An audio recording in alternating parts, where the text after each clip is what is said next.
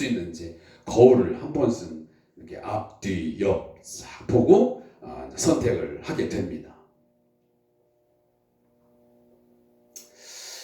저 같은 경우도 보면 한두 번 정도 이제 이렇게 입어보고 거의 선택을 합니다. 근데 저희 아내는 그런 부분에서 굉장히 어색해하고 힘들어해요.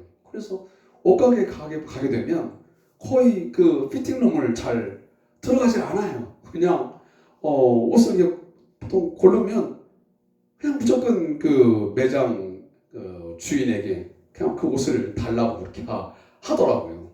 얼마 전에도 이제 가서 옷을 구매하는데 그렇게 매니저가 옷을 입어보라고 몇 번을 이렇게 권해도 극구 사양을 하고 그냥 그 옷을 구입하게 되더라고요. 물론 남자들은 대충 그냥 한두 벌 정도 입어보면 구입합니다. 그러나 여성들은 그렇지 않잖아요. 우리 윤집사님 몇 번 입어보세요? 한 번? 한 번 하세요? 굉장히 빨리 구입하시네. 특히 이제 아마 젊은 여성들일수록 아마 더 그렇지 않을까 싶기도 한데, 안 그러면? 저는 보통 그냥 그 매장의 매니저에게 그 코디를 부탁하는 경우가 꽤 많습니다. 그냥 저는 그렇게 물어요. 내 체형이나 어떤 피부색, 그리고 최근에 유행하는 그 어울리는 타입이 있으면 그냥 골라주십시오. 그러면 보통 그냥 2개, 3개 이렇게 골라놓습니다. 그러면 그 옷을 입고 들랑달랑 하면서 나름 이제 어울리게 되면 그것을 선택해서 제가 구매를 합니다. 어떤 때는 참 희한한 때가 있습니다. 그 마네킹에 걸어놓았을 때는 그렇게 예쁘고 잘 어울릴 것 같은데 막상 걸쳐보면 아닐 때가 있습니다. 왜 그렇습니까? 그 옷은 내 체형이나 그리고 피부색에 어울리지 않기 때문에 그렇습니다.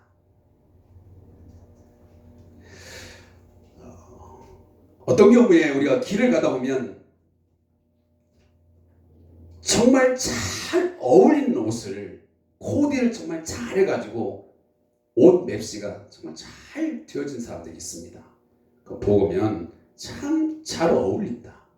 그리고 아름답다, 예쁘다는 그런 말이 그냥 나올 때가 있습니다. 참 옷을 잘 차려 입었다, 꾸며 입었다. 그런데 어떤 경우는 정반대로 그 옷 자체는 굉장히 좋은 옷인데 그 사람에게 정말 어울리지 않는 그런 옷을 입어서 정말 저건 아니다 라는 생각을 갖습니다. 그런데 그 사람은 매우 당당하고 자연스럽게 입고 다니는 것을 볼 수 있습니다. 물론 그것이 개성이고 개인 취향이라고 하지만 어울리지 않는 분, 그것은 분명 자신의 모습을 잘 모르기 때문에 어울리다라고 생각하고 그냥 자연스럽게 살고 있는 것입니다. 2017년도에 나온 우리 기독교 책이 하나 있습니다. 그 책이 뭐냐면 아이덴티티라고 하는 예수 안에 있는 자라고 하는 소제목이 붙여진 우리가 잘 아는 분당 우리 교회 이찬수 목사님이 쓰신 책이 한 권 있습니다.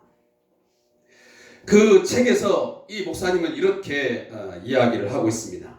지금 이 세상은 혼미하다. 정치는 말할 것도 없고 무엇이 옳고 그른지 이 땅에서 일어나고 있는 모든 것이 다 혼란스럽다. 믿는 자로서 이런 혼미한 상황을 어떻게 판단하고 행동해야 할지 갈팡질팡하는 현실이다. 믿는 우리가 현실 속에서 이렇게 혼란스러워하는 것은 그만큼 그동안 세상의 잘못된 가치관과 정체성에 노출되어 있었다는 가슴 아픈 증거이기도 하다. 그러기에 우리는 지금이라도 성경이 말하는 그리스도인의 자기 정체성이 무엇인지 정확히 배워야 한다. 예수 그리스도 안에서 택함받고 성령으로 인치심을 받았다는 성경적인 자기 정체성을 제대로 인식해야 한다. 한 번 깨닫고 마는 정도가 아니라 예수 그리스도 안에서 하나님께서 깨우쳐 주기 원하시는 자기 정체성이 무엇인지 끊임없이 갈구하며 찾아야 한다. 그래야 이 혼미한 세상에서도 흔들림 없는 중심을 가지고 살아갈 수 있다. 저는 이 내용을 읽으면서 이런 생각을 한 것입니다. 우리 그리스도인, 예수 안에 있는 자, 하나님의 백성으로서의 어울리는 옷을 입고 사느냐 하는 것입니다.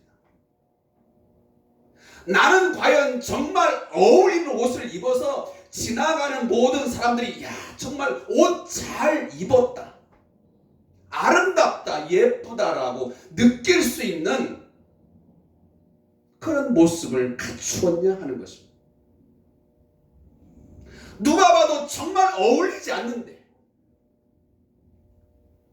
너무도 보기가 볼썽사나운데 그 옷을 입고 그저 자연스럽게 당당하게 살아가는 그런 성도들은 없는지 라는 생각을 해본 것입니다.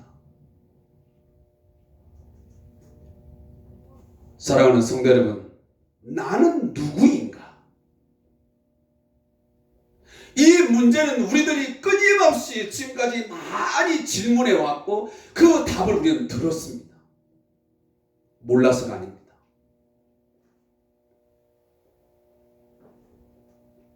이 자신의 정체성을 확실하게 확고하게 해 놓아야만 우리는 어울리는 삶을 살아갈 수 있습니다. 내 체형의 구조는 어떻고 내 피부색은 어떻고 이런 것들을 알아야만 우리가 아울렛에 가든 백화점에 가든 저의 체형 사이즈는 허리는 몇이고요, 가슴들은 얼마가 되고요 등등의 이야기를 하면 선택할 거 아닙니까?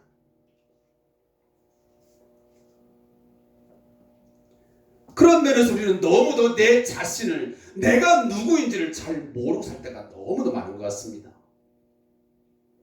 지금 우리가 살고 있는 21세기는 산업혁명 이후에 그 외형적인 면은 정말 너무도 많이 변했습니다. 편리해졌습니다. 화려해졌습니다. 풍요로워졌습니다. 그러나 우리 인간의 내면은 혼란과 갈등이 오히려 심화되고 있습니다. 인간의 이 참 본질, 인간이 누구인지 라고 하는 이 질문 앞에는 사람들은 잘 대답을 못하는 것 같습니다. 아니, 거짓된, 잘못된 지식을 갖고 있는지도 모르겠습니다. 무엇이 옳고 그른지 그 판단 기준이 매우 모호합니다. 교회와 성도들의 삶에서도 판단과 행동의 옳고 그름의 판단이 매우 인본주의적이고 상대적일 때가 많습니다. 절대적 기준, 성경적인 기준을 두기를 싫어합니다. 하나님께서 우리에게 요구하시는 그 판단과 행동의 기준이 분명 있습니다. 이 성경 66권이 우리에게 그 나의 정체성을 묻는데, 그 나의 판단과 행동의 옳음과 그름을 구별할 수 있는 기준을 제시해 주고 있습니다. 근데 우리는 이것을 두기를 싫어합니다. 그것은 아니라고 말합니다. 그 시대에 뒤떨어진 것이라고 말합니다. 가치의 혼란을 겪는 이 시대에 그 어느 때보다 이 혼미한 세상 속에서 그리스도인은 어떤 가치를 추구해야 되는지, 어떻게 살아야 하는가, 우리는 어떤 모습으로 살아가야 하는가 라는 질문을 우리는 끊임없이 던져야 합니다. 제가 요즘 3월 달부터 한 달에 한 번씩 서울에 있는 군소신학교에 제가 강의를 한 2시간 반짜리를 하고 다닙니다. 거리두기 다 지켜가면서 하고 있는데, 제가 어저께는 이런 이야기를 제가 했습니다. 내가 거의 1시간 반 동안 운전을 하면서 오며 나 참 많은 질문을 던지고 왔다. 내가 그 길을 왜 가야 되는지,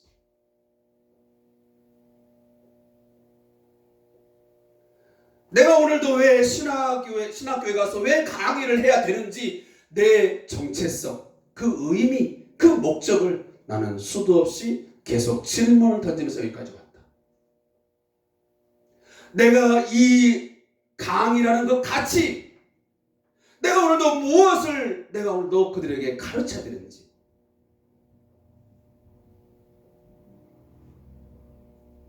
그럼 제가 그분한테 말씀드렸습니다. 여러분들은 왜 목회자가 되려 하는 겁니까? 왜 이곳에 오셨습니까? 생각을 좀 하면서 오시라고.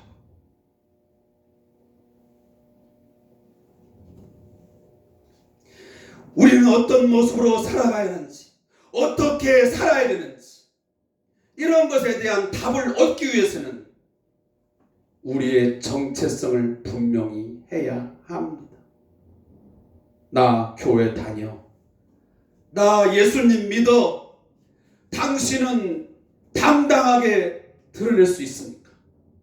어디를 가든지 나 목사야, 나 교회 집사야, 나 교회 권사야, 나 예수님 믿어, 나는 예수 안에 있는 자야, 그렇게 당당하게 드러낼 수 있느냐 하는 것입니다. 언젠가부터 우리는 크리스천이면서도 성도이면서도 성도가 아닌 것처럼, 교회를 안 다니는 것처럼 위장하면서 세상 속에 섞여 살아가고 있습니다. 오히려 부끄러워합니다. 물론 요즘에는 이 교회 다닌다는 사람들 오히려 외면당하고 있습니다. 그러나 우리 스스로가 때로는 외면하려고 할 때가 많지 않습니까? 내가 그리스도인이라는 것, 내가 교회의 어떤 직분자라는 것을 오히려 외면하려고 그렇게 스스로를 감춰보려고 한 적 없냐 그 말입니다. 그러다 보니 문제가 생겼습니다. 크리스찬으로서의 정체성이 사라져버리는 것입니다. 점점 희미해져 가고 있습니다. 사랑하는 성도 여러분, 정체성이 흔들리면 기존과 방향이 사라지고 모호해집니다. 삶의 목적이 희미해집니다. 결국 방황하게 됩니다. 세상 기준에 비추어서 좌절하고 사람들이 몰려가는 곳을 향해서 정처 없이 발길을 옮기게 됩니다. 좁은 문으로, 성경이 요구하는, 하나님께서 요구하시는 그 문으로 들어가려 하기보다는 백화점이나 마트의 히트 상품, 세일 상품을 얻기 위해서 서로 다투어 몰려가듯 우리들도 세상 사람들이 쫓아가는 그 넓은 문, 세상이 추구하고 요구하며 늘어놓은 세상적인 그 보암직하고 먹음직스럽고 탐스러운 것을 얻기 위해서 우리는 들어가려고 애를 쓰고 기를 씁니다. 그 문이 멸망으로 들어가는 문인 줄 모르고 브레이크 없는 자동차처럼 하루살이처럼 달려드는 것입니다. 사랑하는 성도 여러분, 이 문제를 해결하기 위해서 하나님이 가르쳐 주신 성경적인 정체성을 분명히 우리는 해야 합니다. 나는 누구인가? 교회는 어떤 곳인가? 한 번 깨닫는 것이 아닙니다. 한 번 깨닫고 마는 정도가 아닙니다.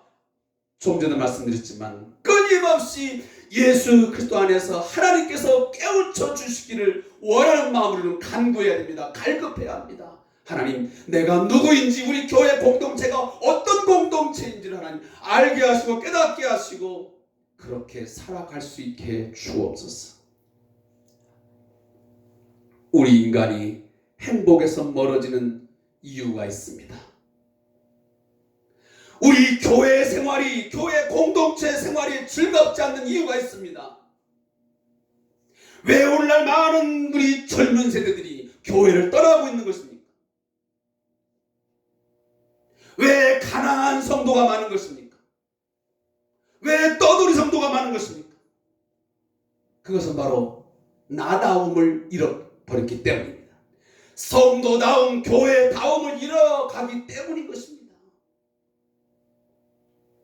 그리고 성도이면, 그래도 교회 공동체이면 이 정도겠지 라고 생각했는데, 성도를 만나보니, 교회 집사님을 만나보니, 목사님을 만나고 보니 그 기대가 하루아침에 무너져버린 것입니다. 그래서 우리 인간은 나다움, 성도다움을 잃어버리는 순간 행복에서 멀어지는 거예요. 성경은 말씀합니다. 하나님께서 말씀하십니다. 우리의 진정한 인간의 행복은 인간다움, 성도다움을 찾아갈 때 행복해진 것입니다. 거기에 평안이 있습니다. 거기에 참된 기쁨이 있습니다. 거기에 참 자유가 있습니다. 그런데 성도다움을 잃어가는 순간 자유하지 못합니다. 오히려 질질 끌려다니는 삶을 살게 됩니다. 욕망의 노예가 됩니다. 교회다움을 회복한 길이 교회의 행복을 찾아가는 것이고, 그래야 할 때 이 교회 공동체 안에 하나님의 사람들이, 세상의 사람들이 찾아오게 될 것입니다. 아름다운 그 어울리는 옷을 입어야 아름답고 이웃이 볼 때 가치 있게 보이는 것 아니겠습니까? 아무리 좋고 비싼 옷이라도, 갖가지 장식품이라도 어울리지 않는 것을 착용하게 되면 때론 주위 사람들에게 볼품없는 모습으로 비춰지게 되어 있는 것입니다. 눈살을 찌푸리게 합니다. 지금이 바로 그러한 모습 아닙니까?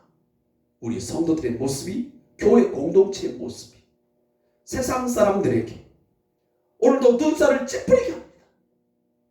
볼품없는 꼴불견으로 보여집니다. 성도라는 게 고작 저런 것인가? 교회 공동체라고 하는 것이 겨우 저 정도의 것인가? 라고 하면서 우리가 정말 주위 사람들에게 볼품없는 그런 모습으로 비춰지고 있다 그 말이에요.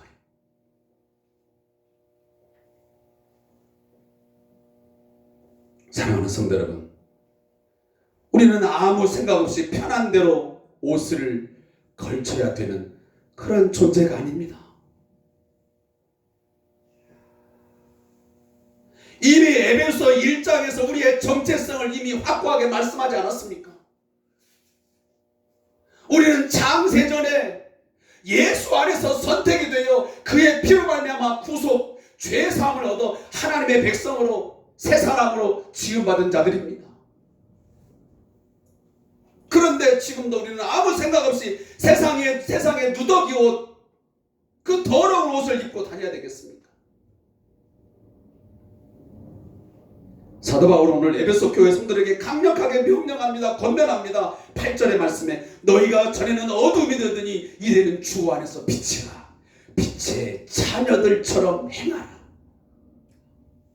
우리의 신분의 변화, 질적인 정체성의 변화가 주 예수 그리스도 안에서 분명히 일어났음을 확실하게 밝히고 있습니다. 여러분 믿습니까? 그의 십자가의 죽으심과 부활을 믿음으로 말미암아 우리는 예수와 함께 죽고 예수와 함께 다시 살아 우리는 새 사람으로, 하나님의 사람으로 거듭난 것을 믿습니까? 로마서 13장 2절 뭐라고 말씀합니까? 어둠의 일을 벗고 빛의 갑옷을 입으라. 그러면서 오늘 사도 바울은 로마서에 거듭 말씀하시기를 그 빛의 갑옷은 곧 예수 그리스도로 옷 입는 거라고 말씀합니다. 예수의 삶과 인격을 내가 더 입어서 그를 본받는 것, 그것이 바로 예수로 옷 입는 것입니다. 모든 방탕과 음란과 호색과 다툼과 시기, 그 어둠의 옷, 어둠의 일을 벗으라는 것입니다.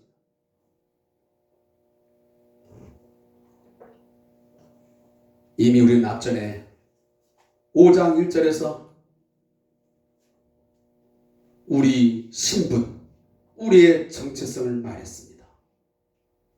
하나님의 사랑을 받는 자녀. 그 사랑은 우리를 위하여 자신을 버리신 바로 그리스도의 십자가에서 내어주신 사랑이에요. 그 사랑을 우리는 받은 자예요. 예수님은 산상수훈을 시작하면서 마태복음 5장 14절에 거듭 말씀하십니다. 너희는 세상의 빛이다. 16절 너희 빛이 사람 앞에 비추게 하여 그들로 너희 착한 행실을 보고 하늘에 계신 너희 아버지께 영광을 돌리게 하라.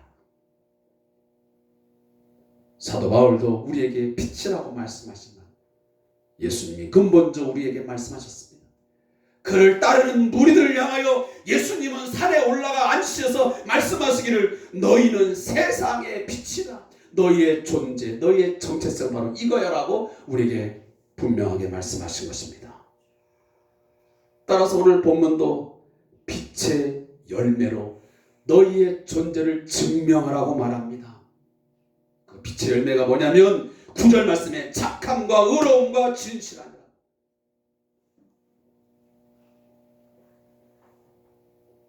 결코 어울리지 않는 삶의 열매. 그 옷을 걸치고 살아서는 안 됩니다. 따라서 오늘 사도 바울은 그 어울리지 않는 삶, 그 부정적인 것들을 오늘 본문에서 몇 가지를 언급을 하고 있습니다. 그 첫 번째가 오늘 3절 말씀입니다. 3절 말씀 우리 함께 읽겠습니다. 시작. 음행과 온갖 더러운 것과 탐욕은 너희 중에서 그 이름조차도 부르지 말라. 이는 성도에게 마땅한 바니라. 5절 말씀입니다. 다시 한번 시작. 너희도 정녕 이것을 알거니와 음행하는 자나 더러운 자나 탐하는 자 곧 우상 숭배자는 다 그리스도와 하나님 나라에서 기업을 얻지 못하리니. 이게 바로 우리 성도들에게 어울리지 않는 삶, 어울리지 않는 이 더럽고 부정한 옷입니다. 그래서 음행과 온갖 더러움과 탐욕은 이름조차도 부르지 말라고 당부하고 있는 것입니다. 여기 음행이 뭡니까? 음행을 보니까 영어성에 보면 sexual immorality라고 하는 뜻입니다. 아주 음란하고 이 이모랄리티라는 말은 부도덕한이란 말이에요. 부도덕한. 오늘날 우리 세상에는 아주 성적으로 부도덕한 일들이 너무도 많습니다. 정말 상상할 수 없는 일들이 벌어지고 있습니다. 청소년들 사이에도 정말 비윤리적이고 반윤리적인 그러한 행태의 이 부도덕한 일들이 거의 매일처럼 쏟아져서 우리 보도 매체를 통해서 우리의 안방에 들려오고 있습니다. 비춰지고 있습니다. 집단 성폭행이 이루어지는가 하면 온갖 음란물을 통해서 또 SNS를 통해서 정말 상상할 수 없는 정말 입에 담기도 부끄러운 일들이 끊임없이 벌어지고 있습니다. 근데 그것은 오늘날만 있는 것이 아니고 바로 이 에베소서를 기록할 때에 이 에베소 지역에 그처럼 그런 일들이 비일비재했습니다. 그러기에 오늘 사도 바울은 에베소 교회 성도들에게 그 일을 오늘 주지하고 시키고 있는 것입니다. 제발 음행과 온갖 더러운 것, 탐욕, 이 물질의 탐욕에 빠지지 말아라. 그런 것들은 아예 입에 올리기도 하지 말아라. 이름조차도 부르지 말라라고 오늘 말씀합니다. 왜냐하면 그것은 그리스도와 하나님 나라에서 기업을 얻지 못하기 때문이다. 굉장히 무서운 말씀이야. 아주 강한 경고의 메시지야. 그리스도와 하나님 나라에서 그런 것들을 입에 올리거나 행하게 되면 결코 기업을 얻지 못한다. 그거 그렇게 하지 않아야 될 이유는 성도로서 마땅한 것이다. 성도로서 합당한 것이고 성도로서 그건 어울리는 것이라는 거예요. 하나님의 진노가 불순종의 아들들에게 임하는 것이니 그들과 상종치도 하지 말라고 오늘 본문이 거듭 말씀하고 있지 않습니까? 빛의 자녀답게 빛과 가까이 하며 살아야지. 빛으로서 빛의 자녀로서 우리가 거듭나 우리의 정체성이 분명한데 그 어두움을 가까이 하고 그 불순종의 아들들 가운데 하나님의 진노가 임하게 될 터인데 그것을 무서워하지 않냐. 그런 일을 행한다면 얼마나 어처구니 없는 일입니까? 사도 바울은 오늘 에베소 교회 성도들에게 성도가 누구인지 자신의 정체성을 심어주려고 매우 애쓰는 본문이 오늘 본문에 쭉 나열되어 있습니다. 저도 오늘 여러분과 함께 설교를 시작하면서 이 본문을 읽어내려갔지만 하나하나 읽어내려가면서 오늘 사도 바울의 심정, 그 하나님의 그 마음을, 하나님의 생각을 오늘도 에베소 교회에게 피를 토하는 심정으로 내뱉는 것 같지 않습니까? 뭔가 성령의 그 강렬함에 사로잡혀서 주의 말씀을 오늘 그들에게 목자의 심정으로, 아비의 심정으로 전하는 것 같지 않습니까? 다시 한번 말씀드리지만 하나님의 자녀답게 성도답게 산다고 하는 것은 정결함과 거룩함에 있습니다. 정결함과 거룩함. 그것은 말로 표현되기도 합니다. 그래서 오늘 다시 한번 이 누추함과 어리석은 말, 희롱의 말, 이런 말, 언어의 생활에도 오늘 초점을 맞춰서 사도 바울이 말씀을 하고 있습니다. 이러한 것들은 뭐 하지 말라고요? 이름조차도 부르지 말라. 거론조차도 하지 말라. 입에 담지도 말라고 경계하면서 강권하고 있는 것입니다. 옳지 않은 일을 성도로서 어울리지 않는 일에서 떠날 것을, 멀리할 것을 권면하고 있는 것입니다. 그 일에 일체 파트너가 되지 말라고 오늘 강력하게 권고하고 있는 것입니다. 사랑하는 성도 여러분, 이 은밀하게 행하는 일들, 이 어둠의 일들은 결국은 빛으로 말미암아 모든 것이 드러나게 되어 있습니다. 어두움에 더럽고 저속한 농담은 여러분 입에 담지도 말기를 바랍니다. 오히려 사도 바울은 뭐라고 합니까? 감사의 말을 하라고 오늘 본문에서 말씀합니다. 감사하는 말을 하라.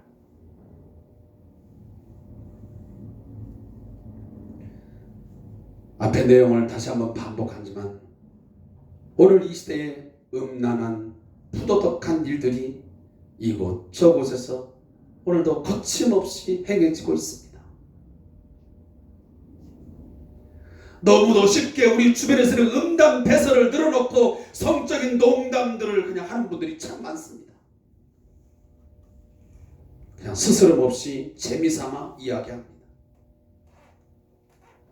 어떤 때는 깜짝깜짝 놀라는 것은 교회 공동체 안에서도 이야기를 나누는 중에 이런 음담 배설들, 성적인 농담들을 그냥 아무런 생각도 없이 그냥 재미삼아 이야기를 나눕니다.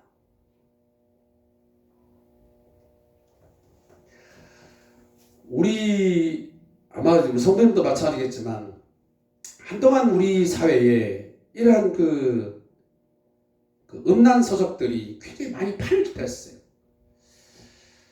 저는 그 이제 항구 도시 이제 군산이라고 하는 곳에 이제 살았기 때문에 그 당시에 미군 부대가 이제 있었잖아요. 지금도 있지만 아마 그래서 그런 서적들이 굉장히 그동안에 그때 당시에 많이 돌았던 것 같아요.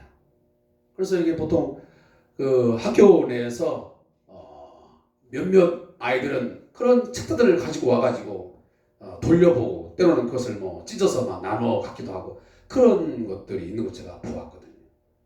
호기심에. 그런데 오늘날도 이러한 음란물들이 각종 서적과 영상 매체를 통해서 흘러 넘쳐나고 있습니다. 우리는 분명히 해야 됩니다. 오늘 이 사도 바울의 메시지를 다시 한번 우리는 마음에 새겨야 됩니다. 죄악은 그 모양도 버려야 하고 또 우리의 입가에 올려서도 안 된다는 말씀입니다. 그리고 그들과 함께 상종하지도 함께 어울리지도 말라고 말씀합니다. 이것이 빛의 자녀처럼 행하는 것이고 어울리는 삶입니다. 그리고 두 번째는 헛된 말에 속아 넘어가지 않게 하라고 6절부터 8절 말씀에 하고 있습니다. 빛의 자녀들은 누구든지 헛된 말로 속이려 해도 속아 넘어가지 말아야 합니다. 온갖 이 음행과 더러운 것들을 행하면서 우리로 하여금 헛된 말로 우리를 속입니다. 우리를 걸려 넘어지게 합니다. 지금도 교묘하게 성경을 왜곡하고 변조해서 우리로 하여금 성도의 자리에서 떠나가도록 교회가 교회답게 만들어지지 못하도록 하나님의 구원에서 하나님의 거룩함에서 멀어지도록 우리를 속이는 이단 사이비가 왕성하게 활동하고 있습니다. 그 이단들 가운데 보면 그 사이비 종교 안에 보면 온갖 이와 같은 음행과 더러운 것들이 판을 칩니다. 감언 이설로 우리를 꾀입니다.